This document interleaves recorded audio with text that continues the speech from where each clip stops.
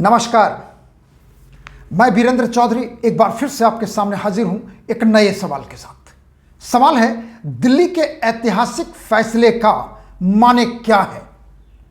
आइए इसी सवाल पर देखते हैं doctor Virendra Chaudhary on Delhi verdict. Delhi विधानसभा चुनाव में भारतीय जनता पार्टी ऐतिहासिक जीत दर्ज कर चुकी है। भारतीय जनता पार्टी को दिल्ली में दोबारा जीत दर्ज करने के लिए 27 वर्ष लगे, यानी पहले विधानसभा चुनाव 1993 में भारतीय जनता पार्टी ने भारी बहुमत से जीता था, लेकिन उसके बाद दोबारा मौका 2025 में मिला।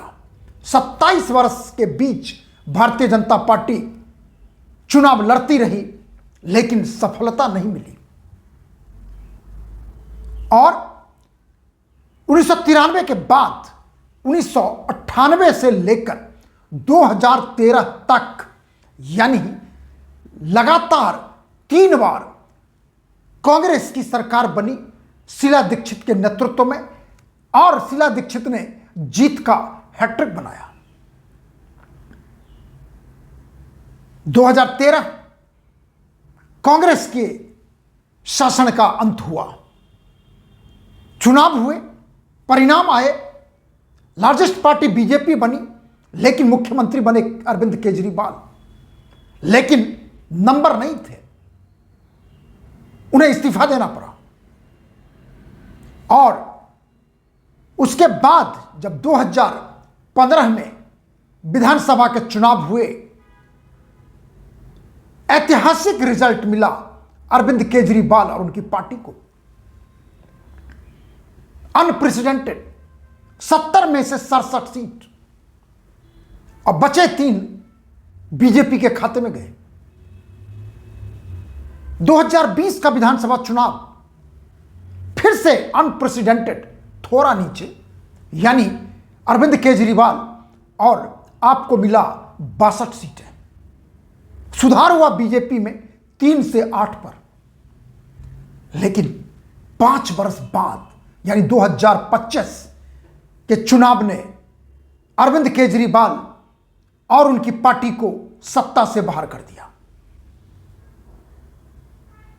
पहली बार उन्हें 28 सीटें मिली थी 2013 के चुनाव में अरविंद केजरीवाल को, 2015 में 67 और 2020 में 62 सीटें, और अब की बार 62 आके ठहर गया 22 पे। और जो सबसे बड़ा जीत का हिस्ट्री बनाया भारतीय जनता पार्टी ने, 48 सीट, थंपिंग मेजॉरिटी। सत्ता के लिए चाहिए 36, मिले 12 ज्यादा। और कांग्रेस लगातार 6 चुनाव खाता नहीं खुले, क्योंकि 2013 के बाद जब भी दिल्ली में चुनाव हुए तो कांग्रेस पार्टी ने भारतीय जनता पार्टी को रोकने के लिए अपने पूरी ताकत पार्टी में न लगा के अरविंद केजरीवाल के जीत में लगाया। परिणाम सुपड़ा साफ, खत्म हो गया सब कुछ। पिछले चुनाव में 4% वोट मिले थे कांग्रेस को, अब की बार वोट तो बढ़ा, लेकिन खाता शून्य पे ही रह गया। आइए देखते हैं खाता किसका कैसा है। आप जानते होंगे भारतीय जनता पार्टी को 70 में से 48 सीटें मिली, वोट मिला 45.56%, आपको मिला 22 सीट, वोट मिले 43.57%, कांग्रेस को वोट मिले 6.34%, सीटें मिले। खाता नहीं खुला और अन्य के खाते में गया 4.53% वोट और अन्य में भी खाता नहीं खुला। तो कुल मिला के 70 सीट 48 भारतीय जनता पार्टी के पक्ष में और आपके पक्ष में गया 22। नफा नुकसान यदि हम देखते हैं, बीजेपी को 40 सीटों का फायदा हुआ। 2020 में बीजेपी को मिला था 8 सीटें, अब की बार सीधे 48, 40 का फायदा, भारी फायदा। आप अरविंद केजरीवाल को पिछले चुनाव 2020 में 62 सीटें मिली थी और अब की बार उन्हें मिलता है 22, यानी भारी नुकसान 40 सीटों का। तो यदि नफा नुकसान देखेंगे, अरविंद केजरीवाल का नुकसान फायदा बना प्रधानमंत्री नरेंद्र मोदी का। 40 का नुकसान आपको मिला, उतना ही 40 का फायदा भाजपा को मिला। कुल 70 सीट। यदि आप वोट शेयर देखें, और दिल्ली के वोट शेयर में एक खासियत है, बीजेपी का वोट शेयर भले उसे विधानसभा में 3 सीट मिला हो, कभी 8 सीट मिला हो, लोकसभा में 7 सीट मिला हो, लेकिन 30% से नीचे कभी नहीं आया। लेकिन अरविंद केजरीवाल और आप विधानसभा के चुनाव में, पिछले 2 चुनाव में 2015 और 2020 में 50% के पार थे, जैसा बीजेपी लोकसभा चुनाव में 50% पार। लेकिन अरविंद केजरीवाल जब लोकसभा का चुनाव होते हैं तो कभी 18%, तो कभी 24%, यानी 30% से कम। तो अब देखिए यहां पर क्या हुआ कि 2020 में बीजेपी को मिला था 39%, आखिरी विधानसभा चुनाव, और अब की बार मिलता है 45.56%, यानी इजाफा है 6.56% का। साइकोलॉजिकल टर्म में बोलते हैं इसको स्विंग, चढ़ाव, बढ़ोतरी। यदि किसी भी पार्टी को 6.56% का, तकरीबन 7% का बढ़ोतरी मिलेगा वोट में, तो परिणाम ऐसा ही होगा, और होना ही होता है, क्योंकि 1% का स्विंग सत्ता बदल देती है। मैं आगे बताऊंगा आपको भी। यानी बीजेपी के वोट में 39 से बढ़ के 46 के पास पहुंच गई और सीटें 8 से 48 पर चली गई। अब आप देखिए वोट का कितना बड़ा फर्क होता है।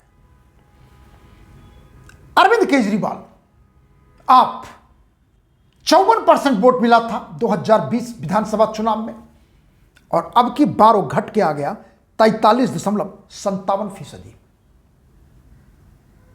43.57%, यानी यदि नुकसान देखेंगे, नेगेटिव स्विंग देखेंगे, तो अरविंद केजरीवाल और उनकी पार्टी के खिलाफ 10.43%।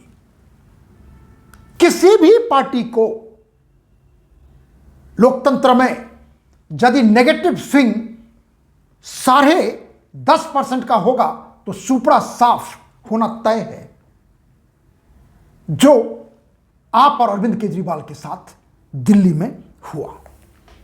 तीसरा प्लेयर कांग्रेस अस्तित्व की लड़ाई लड़ रही है, खोई हुई जमीन वापस पाने की कोशिश कर रही है, लेकिन मन से नहीं कर रही है।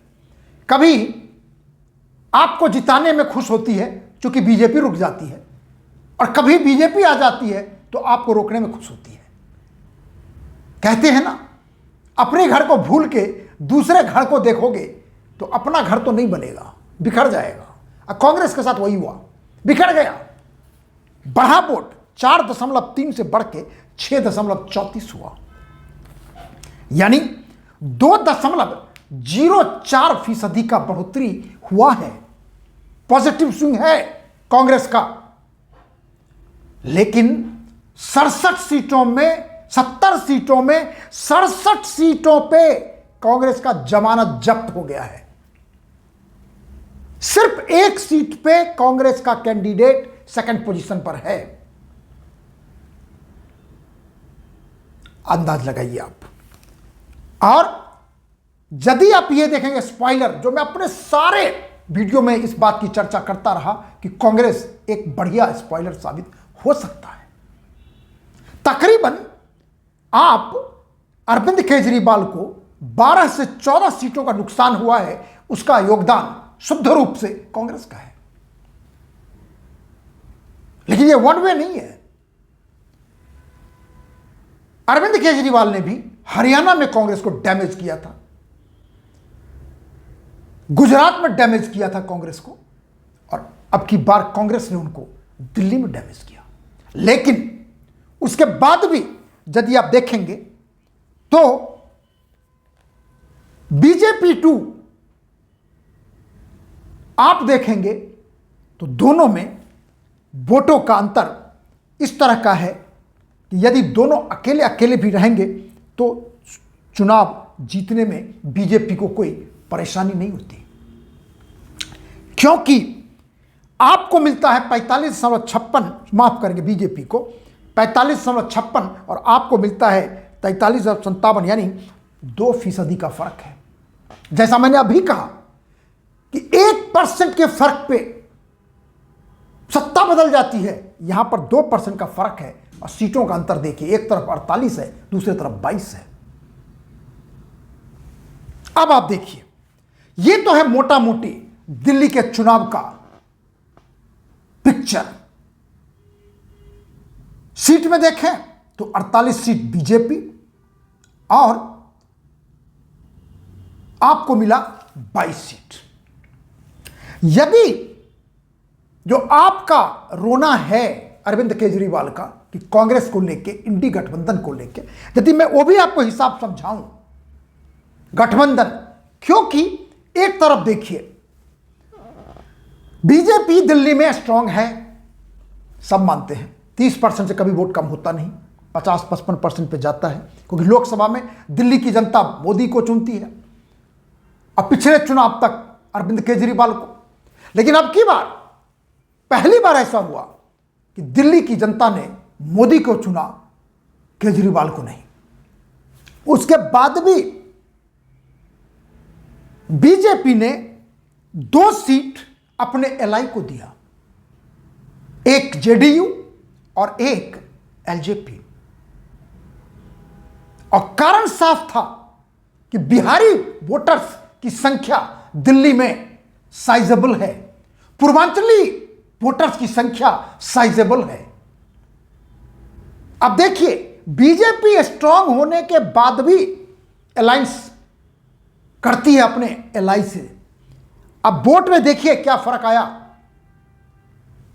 बीजेपी को मिलता है 45.56%, जेडीयू को मिलता है 1.06%, और एलजेपी चिराग पासवान की पार्टी को मिलता है 0.53%। यानी दोनों एलआई ने मिला के 2% वोट पाया दिल्ली में। और जब जोड़ देते हैं तो यह बनता है 47.15%। दूसरी तरफ कांग्रेस और आप में समझौता नहीं हुआ, क्योंकि अरविंद केजरीवाल 10 सीट देने को कांग्रेस को तैयार नहीं थे, क्योंकि उनके कॉन्फिडेंस कहें, अहंकार कहें, उनको लग रहा था कि हम अकेले जीत जाएंगे।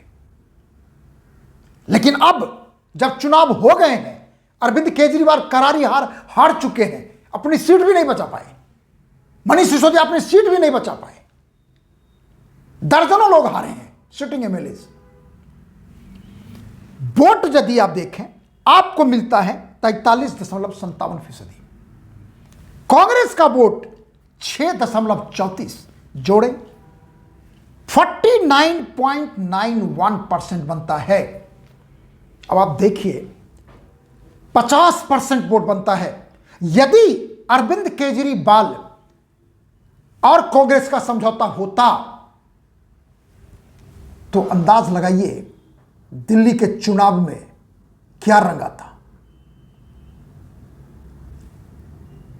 सोचिए आप भी, एक तरफ 50% होता है कांग्रेस के साथ जोड़ के, दूसरी तरफ यदि जेडीयू एलजेपी को भी जोड़ दें तो बनता है 47.15। जानते हैं एडवांटेज कितना होता आप गठबंधन को? 2.76% का 2.76% का फर्क होता यदि अलायंस जैसा एनडीए ने किया, वैसा ही अलायंस यदि अरविंद केजरीवाल ने किया होता कांग्रेस के साथ। लेकिन ऐसा हुआ नहीं और नहीं होना था, क्योंकि कांग्रेस को पता नहीं है कि उसका हाथ छाप बायां वाला किधर जा रहा है और दायां वाला किधर जा रहा है। अरविंद केजरीवाल को अहंकार में कुछ दिख नहीं रहा है, दिन है या रात, अब उन्हें दिख रहा होगा। जबकि भारतीय जनता पार्टी मजबूत स्थिति होने के बावजूद भी, सोचिए, देश के प्रधानमंत्री हैं नरेंद्र मोदी, उन्होंने कमांड संभाल लिया था दिल्ली का। गृह मंत्री अमित शाह कमांड संभाल लिया था दिल्ली के प्रचार का।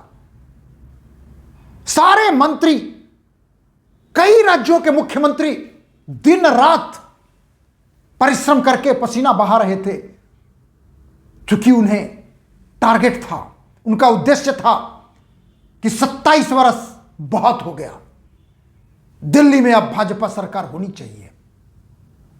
और उसके लिए उन्होंने एक एक कुनबे को जोड़ा, जेडीयू, एलजेपी, पूर्वांचली, झुग्गी झोपड़ी, महिला।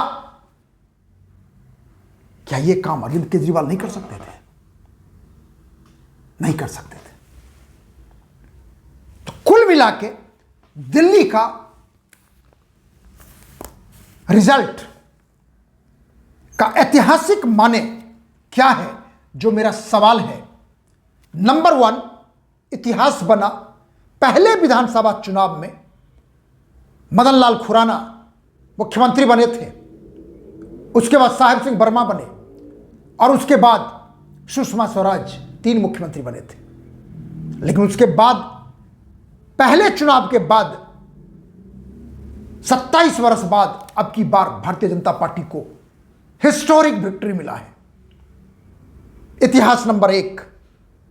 दूसरा, अरविंद केजरीवाल लगातार 2 बार चुनाव जीतने के बाद हैट्रिक नहीं बना पाए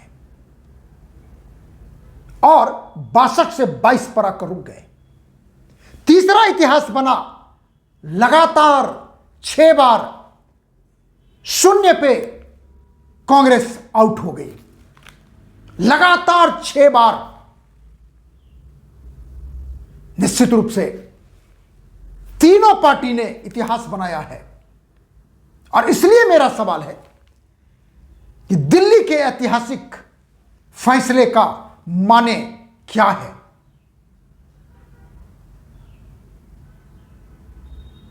आखिर में, यदि आपको कार्यक्रम अच्छा लगता है तो इसे आप लाइक करें, शेयर करें, और यदि कुछ कहना चाहते हैं तो कमेंट सेक्शन में जाके अपनी बात जरूर लिखें। और एक निवेदन, एक प्रार्थना आपसे कि मेरे YouTube चैनल को, डॉक्टर वीरेंद्र चौधरी को अपना आशीर्वाद जरूर दीजिए, सब्सक्राइब जरूर कीजिए, क्योंकि आपकी वजह से ही तो मैं, जो भी है वो आपका है। और मोटे मोटे तौर पर मैं यही कहूँगा कि जो आज के युग में जैसे YouTube चैनल में होता है उस तरह का मैं नहीं करता, सीधा सीधा आपसे बात करता हूँ, अपनी बात रखता हूँ और आपको आग्रह के साथ कहता हूँ कि हमारे बात से आप सहमत हैं, असहमत हैं, दोनों स्थिति में आप हमारे लिए हृदय से आदरणीय हैं और हमेशा आदरणीय रहेंगे। बहुत बहुत धन्यवाद। नमस्कार।